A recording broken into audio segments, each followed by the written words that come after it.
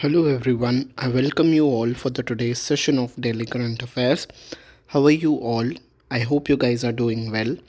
तो this session is for all the aspirants, चाहे आप कोई भी एग्ज़ाम्स के लिए प्रिपेयर कर रहे हो, चाहे वो एसएससी हो, यूपीएससी हो, रेलवेज़ हो, बैंकिंग हो, इंश्योरेंस हो, जहाँ पे भी करंट अफेयर्स आएगा this session will be very much helpful for you. तो एंड तक बने रहिएगा इस सेशन में.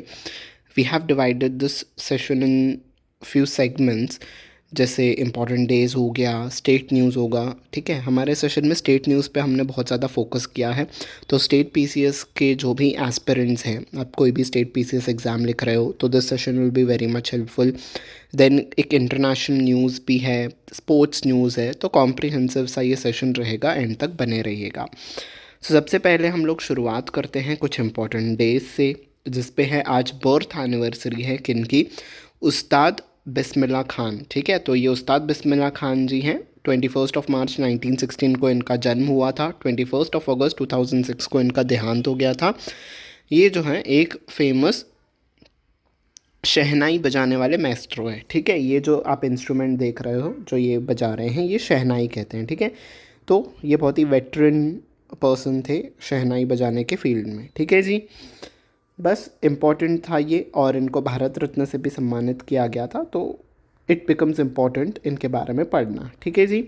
नेक्स्ट, आज ही के दिन हम इंटरनेशनल डे ऑफ फॉरेस्ट भी मना रहे हैं. फॉरेस्ट के प्रति अवेयरनेस क्रिएट करने के लिए ये डे मनाया जा रहा है. ठीक है, हर साल मनाया जाता है.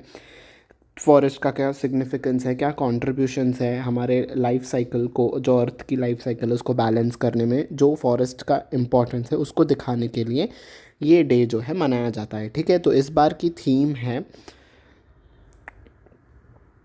Forest and food. ठीक है, तो फॉरेस्ट एंड फूड जो है ये आई थिंक मिस प्रिंट हो चुका है. तो फॉरेस्ट एंड फूड जो है इस बार की थीम है.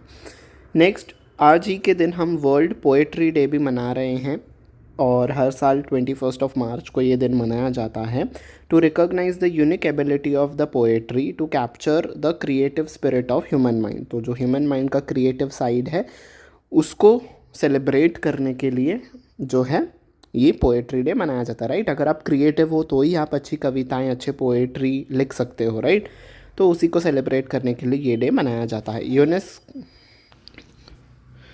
यूनेस्को ने इस डे को सेलिब्रेट करना 1990 से ही इसको प्रमोट करना स्टार्ट कर दिया था, ताकि रीडिंग हो, राइटिंग हो, पब्लिशिंग हो, पोएट्री टीच करना हो. ठीक है, तो 1999 से ही इस डे को सेलिब्रेट करना यूनेस्को ने स्टार्ट कर दिया था. ठीक है जी. और आज ही के दिन और एक इम्पॉर्टेंट डे आता है, मार्च 21 को हम सेलिब्रेट कर रहे हैं वर्ल्ड पपेट्री डे. ठीक है, पपेट्स आपने कठपुतलियाँ जैसे हम कहते हैं हिंदी में, है ना.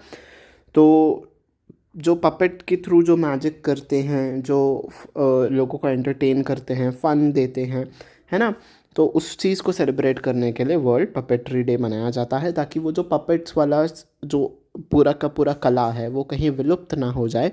इस लिहाज से जो है इस डे को सेलिब्रेट किया जाता है. इस बार की थीम क्या है, robots, AI and the dream of the puppet. ठीक है, तो ये इस बार की थीम है, ध्यान से पढ़ लीजिएगा. अब कुछ स्टेट न्यूज़ की तरफ चलते हैं. पहली न्यूज़ आ रही है कहाँ से, कर्नाटका से. तो कर्नाटका असेंबली ने पास कर दिया है 4% Muslim quota bill amid oppositions approach. तो हुआ क्या है, कर्नाटका की गवर्नमेंट ने एक बिल पास किया है जिसके तहत जो भी गवर्नमेंट कॉन्ट्रैक्ट्स होंगे उसमें मुस्लिम कम्युनिटी को जो है 4% का रिजर्वेशन दिया जाएगा. ठीक है, तो सपोज़ अगर 100 कॉन्ट्रैक्ट्स हैं तो 4 कॉन्ट्रैक्ट्स जो है वो मुस्लिम्स को ही दिए जाएंगे, रिजर्व रखे गए हैं. ठीक है, तो बीजेपी जो है और बाकी अपोजिशन पार्टीज़ जो हैं वो विरोध कर रहे हैं कि कम्युनिटी के बेसिस पे किसी को भी रिजर्वेशन देना is not a good thing, और ये हमारे कॉन्स्टिट्यूशन के खिलाफ है. बिकॉज हमारा कॉन्स्टिट्यूशन कहता है कि एजुकेशनल बैकवर्डनेस, आप सोसाइटी में कितने बैकवर्ड हो उसके बेसिस पे आपको रिजर्वेशन दिया जाता है, ना कि कम्युनिटी के बेसिस पे. तो yes, even I feel it correct, है ना. किसी को कम्युनिटी के बेसिस पे रिजर्वेशन देना, फिर तो कल कोई और कम्युनिटी उठ के खड़ी हो जाएगी कि हमें भी रिजर्वेशन चाहिए. So that is very wrong. आपके क्या विचार हैं इस पर ज़रूर से मुझे कमेंट सेक्शन में बताइएगा. ठीक है, तो और एक बिल भी इन्होंने पास किया है जिसमें जो भी कर्नाटका के विधायक हैं और जो सीएम हैं उनकी सैलरी जो है वो हो गई है दोगुनी, यानी कि डबल हो गई है. राइट, पता नहीं ये लोग कर क्या रहे हैं. ऑलरेडी जो है आई एम नॉट सेइंग कि नहीं होनी चाहिए सैलरी, बट ऑलरेडी उनको जो भी विधायक होते हैं स्टेट असेंबली में, ऑलरेडी उनको अच्छी खासी सैलरी मिल रही होती है, गवर्नमेंट के बहुत ज़्यादा बेनिफिट्स मिल रहे होते हैं। डबल करने की क्या ज़रूरत है? पहले से ही कर्नाटका में आपने बहुत सारी स्कीम्स को चला के रखा है जिससे आपकी फाइनेंशियल बर्डन बढ़ चुका है, फिर से आप ऐसा कोई बिल पास कर रहे हो, राइट? और it goes without saying India में इतना ज़्यादा करप्शन फैला हुआ है कि हर एक मेजॉरिटी ऑफ द मिनिस्टर्स के पास, नॉट हर एक बट हाँ, मेजॉरिटी ऑफ द मिनिस्टर्स आजकल करप्शन में विलुप्त हुए हैं। दुनिया भर का पैसा उनके पास है भाई, तो फिर सैलरी डबल करने की आप लोग को क्या ही ज़रूरत पड़ गई। बट एनीवेज, हम पढ़ लेते हैं इन्होंने किस बिल को अमेंड करते हुए ये किया है। तो कर्नाटका के मुख्यमंत्री कर्नाटका में मुख्यमंत्री और विधायकों की सैलरी हो गई है अब दुगनी। सिद्धरामैया सरकार इसको लेकर विधानमंडल वेतन पेंशन और भत्ते संशोधन अधिनियम 2025, तो वो इस बिल को लेकर आई है।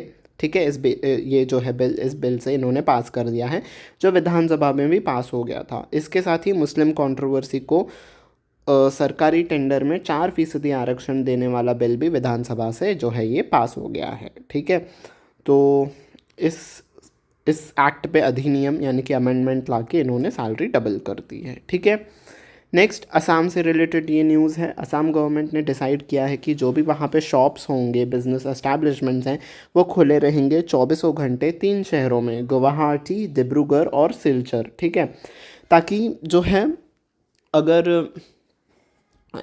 कोई लोग अगर दिन के टाइम पे परचेस नहीं कर पाते हैं तो वो रात के टाइम पे करें, और है ना, एक तरीके से इकोनॉमी को बूस्ट देने के लिए जो है ये कदम उठाया गया है। ठीक है, और बाकी के जो शहर होंगे असम के, इन तीनों शहरों को छोड़ के वो जो हैं 2 बजे तक, रात के 2 बजे तक वो ओपन रह सकेंगे, और रूरल एरियाज़ में जो है वो 11 AM तक ही आप 11 PM तक, नॉट AM, 11 PM, रात के 11 बजे तक ही आप खोले रह सकते हो। ठीक है, एंड बाकी जो शहर हैं अर्बन एरियाज़ में, वहाँ पे 2 बजे तक, और इन तीनों शहरों में पूरी रात आपके खुले रह सकते हैं शॉप्स एंड एस्टैब्लिशमेंट्स। और असम गवर्नमेंट ने ये भी कहा है जो वहाँ पे वर्कर्स हैं वो मैक्सिमम 9 आवर्स तक ही काम कर सकते हैं। ठीक है, उससे अधिक नहीं। अब आपकी शॉप पूरे दिन चालू रहेगी तो आप किसी को भी 24 घंटे काम नहीं करवा सकते हो। ठीक है, so there has to be 3 shift. ठीक है, तो 3 शिफ्ट्स होंगी अगर किसी को 24 घंटे अगर वर्क को अगर आपको चालू रखना है तो, राइट? तो 3 शिफ्ट्स पे आप वर्कर से वर्क करवा सकते हो। ठीक है जी, और मैक्सिमम वो भी 9 आवर्स का ही होना चाहिए, चीफ मिनिस्टर ने ऐसा कहा है। नेक्स्ट न्यूज़ कहाँ से आ रही है? आपको कुछ पहाड़ दिख रहे होंगी, बर्फ़ दिख रही होगी, राइट? तो ये न्यूज़ आ रही है लद्दाख से। तो the Zanskar winter sports and tourism festival 2025 was successfully organized at Ating village in Zanskar yesterday। तो Zanskar winter sport and tourism festival, ये पूरा फेस्टिवल का नाम है। इसको कंडक्ट करवाया गया, ऑर्गेनाइज करवाया गया अतिंग विलेज ज़ंस्कर में। ठीक है, ज़ंस्कर एक डिस्ट्रिक्ट है, उसके अंदर अतिंग विलेज आता है, वहाँ पे ये फेस्टिवल हुआ। ठीक है, और इसको ऑर्गेनाइज करवाया था department of youth services and sports, union territory of Ladakh के इस डिपार्टमेंट के द्वारा जो है ये कंडक्ट करवाया गया था। और इस पर एक्साइटिंग विंटर स्पोर्ट्स और इवेंट्स हुए, कल्चरल परफॉर्मेंस हुई, वहाँ के रीजन का जो वाइब्रेंट ट्रेडिशंस है और दिखाने के लिए, टूरिज़्म को प्रमोट करने के लिए ये जो है पर्टिकुलर फेस्टिवल वहाँ पे सेलिब्रेट करवाया गया। नेक्स्ट न्यूज़ आ रही है महाराष्ट्र से। तो महाराष्ट्र के गवर्नमेंट ने अप्रूव कर दिए हैं 170 crore rupees for the development of guru temple pilgrimage site at Karanja city of Washim district. तो वाशिम डिस्ट्रिक्ट में जो करंजा सिटी है, वहाँ पे जो गुरु टेम्पल है, उसके पिलग्रिमेज के लिए यानी कि उसकी यात्रा के लिए 170 करोड़ रुपीज़ जो हैं अप्रूव कर दिए हैं महाराष्ट्र के गवर्नमेंट ने। ठीक है, एक कमेटी चेयर की थी चीफ मिनिस्टर देवेंद्र फडणवीस जी ने। उस कमेटी की मीटिंग में जो है 723 करोड़ रुपीज़ जो हैं वो अप्रूव कर दिए गए हैं। किसके लिए? श्री संत सेवालाल महाराज पोहरा देवी पिलग्रिमेज डेवलपमेंट प्लान। तो इस मंदिर के भी पिलग्रिमेज के लिए, इस मंदिर की भी यात्रा के लिए, उसको जो डेवलप करेंगे, सभी फैसिलिटीज़ प्रोवाइड की जाएंगी पिलग्रिमेज के द्वारा, उसको प्लान में एग्जीक्यूट करने के लिए 723 करोड़ रुपीज़ जो है उसके लिए भी अलॉट किए गए हैं। ठीक है जी, नेक्स्ट न्यूज़ आ रही है पंजाब से। तो पंजाब इंट्रोड्यूस करेगा sign language in the legislative assembly to facilitate persons who are unable to speak and hear. तो जो बात नहीं कर सकते हैं, जो सुन नहीं सकते हैं, उनके लिए जो है साइन लैंग्वेज में जो है पंजाब असेंबली जो है वो प्रोसीडिंग्स को कंडक्ट करवाएगा। ठीक है। State social security women and child development minister Punjab की जो हैं बलजीत कौर हैं। ठीक है, तो ये आप मिनिस्ट्री और उनका डिपार्टमेंट याद रखना। बलजीत कौर जो हैं उन्होंने इसको इनिशिएट किया था और कहा है कि जो प्रोसीडिंग्स होंगी असेंबली की वो जल्द से जल्द इम्प्लीमेंट कर दिया जाएगा साइन लैंग्वेज में भी। ठीक है जी। अब एक स्पोर्ट्स न्यूज़ को देख लेते हैं। तो जिम्बाब्वे की क्रिस्टी कोवेंट्री जो है उनको इलेक्ट किया गया है as the president of the International Olympic Committee. ठीक है। She has become the first female president of IOC in the history. तो इंटरनेशनल ओलंपिक कमेटी की ये जो है पहली फीमेल प्रेसिडेंट बनी है आईओसी के हिस्ट्री में। कभी भी ऐसा नहीं हुआ है कि कोई फीमेल जो है वो इस कमेटी की प्रेसिडेंट बनी हो, पर अब ये बन गई हैं। और ये कहाँ से बिलोंग करती हैं? जिम्बाब्वे से ये बिलोंग करती हैं। ठीक है। 41 ईयर्स ओल्ड ये जिम्बाब्वेन से बिलोंग करती हैं। और जो 144th आईओसी का सेशन हुआ था कोस्टावा नेवरोइना ग्रीस में, इसी सेशन में जो है इनको एज अ प्रेसिडेंट चुना गया और ये फर्स्ट फीमेल प्रेसिडेंट बन गई है। ठीक है। तो this becomes very important because जो भी ऐसे फर्स्ट होते हैं ना किसी भी फील्ड में, वो सुपरलेटिव कैटेगरी कहलाते हैं और एग्जामिनर की सुपरलेटिव कैटेगरी जो है वो बहुत ही फेमस और पसंदीदा होती है। ठीक है। तो उससे क्वेश्चंस बहुत ज़्यादा बनते हैं, तो इसे ध्यान से पढ़िएगा। ठीक है। एक बिज़नेस, कुछ अब बिज़नेस और फाइनेंस मार्केट से रिलेटेड न्यूज़ भी देख लेते हैं। तो food and grocery delivery major Zomato, तो जोमैटो तो आप सभी को पता होगा फूड डिलीवरी ऐप है, राइट।